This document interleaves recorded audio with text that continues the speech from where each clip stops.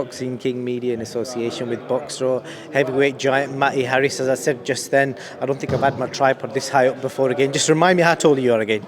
About 6'8", mate. Very, very tall. Mate, when I think about it, 6'8", you obviously sparred Fury, haven't you? He's the only one I haven't actually sparred. Him and Joyce, I think. I ain't done any rounds with either of them.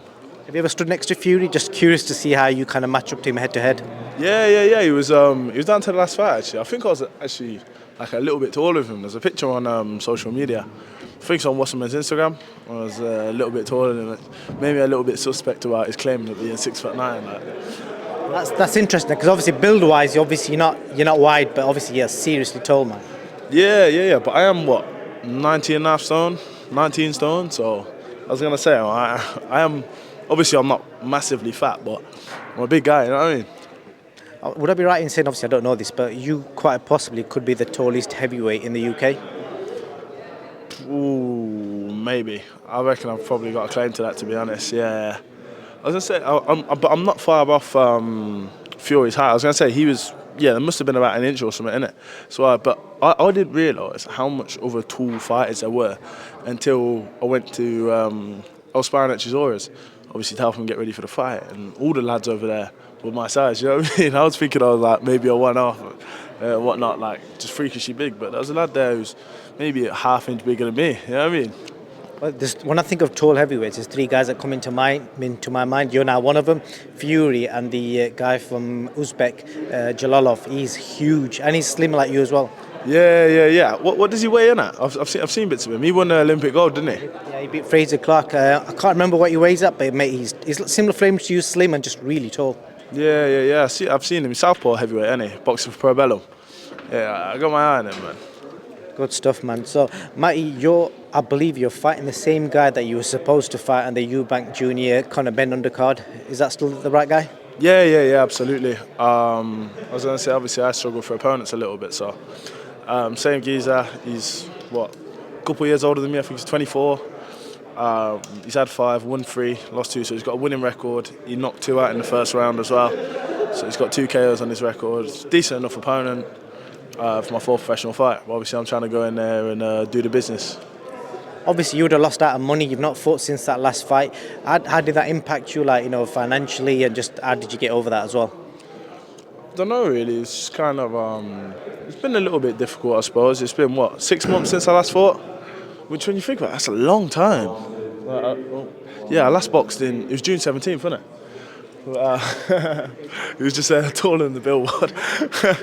But 6 months. So I was gonna say it's been a little bit of a struggle, but it's all right. We're back fighting now, and hopefully looking to be out more regular.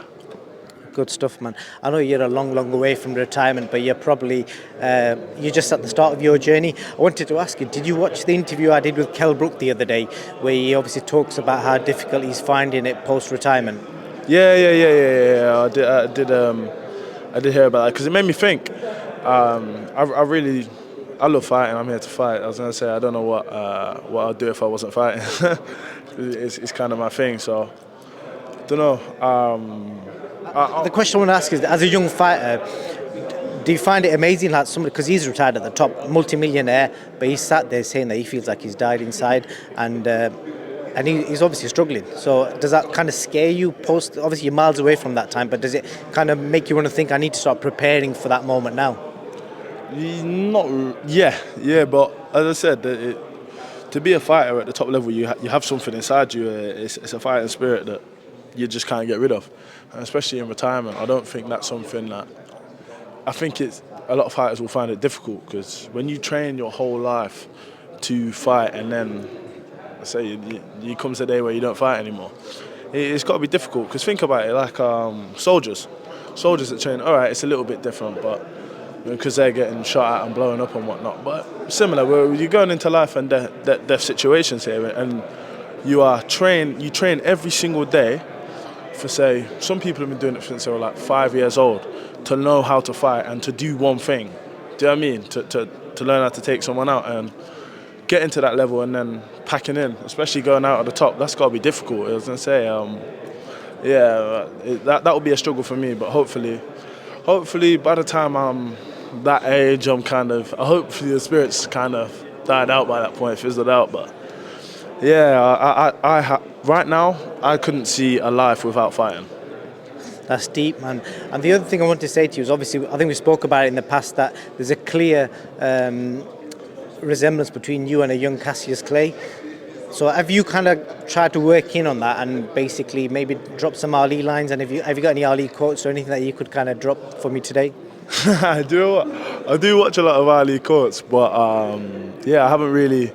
Nah, I'm not gonna do that. It's a little bit cheesy, isn't it? But there's only one Ali, and there can and will only ever be one Muhammad Ali. No one could replicate him. So, no, it's a short answer. That's respectively straight facts.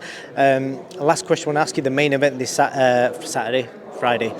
Troy Williamson, Josh Kelly. Just tell me in brief who wins.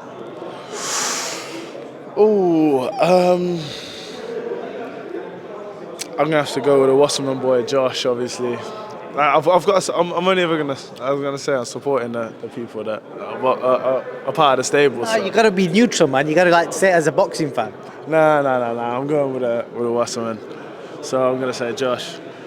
I do think that if he doesn't get him out of there, really, he's gonna struggle as the fight goes on. But I think he's got it about him. I think he's capable of doing it. I was gonna say, people keep comparing this fight to the Avanesian fight, but people also have to remember Avanesian's a very different animal to Troy Williamson. Do you know what I mean? In terms of his durability and his strength. As I say, it's similar in terms of a pressure fighter, but Avanesian and Troy Williamson are apples and pears. You know what I mean? So they're two very different fighters, both brilliant fighters, but very different. So I don't know. I'm just back in the company, man, and I. Well, Matt, I wish you all the best, mate. I look forward to your fight and see if you can produce another viral knockout like you did last time. Absolutely. It was up here in Newcastle last time, wasn't it? So thank you very much. Appreciate it.